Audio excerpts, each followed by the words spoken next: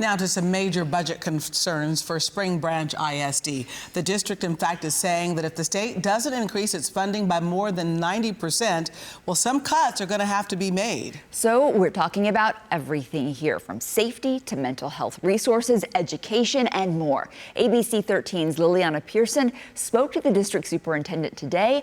And Liliana, the super tells us this is a dire situation.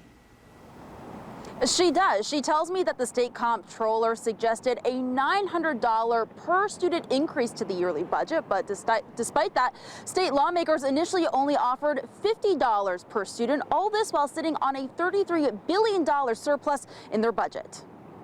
The budget in question is for the 2024 and 25 school year. According to the SBISD Super, the comptroller suggested the $900 per student increase to their budget to help the school keep up with inflation.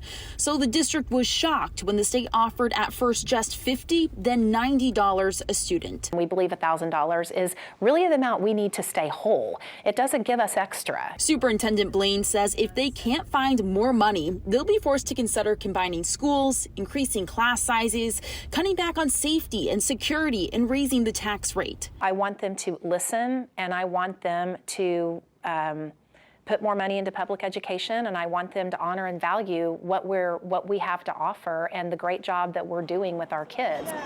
Jen SB still has one daughter in the school district and has taken it upon herself to travel back and forth to Austin to advocate for funding. You almost couldn't believe it was real. You're like, is this serious? And I know it is. She says she's spoken with lawmakers about how cuts could take away mental health care and security measures in a time when many parents are already on edge. You want your kid to go to school and have a safe day and come home.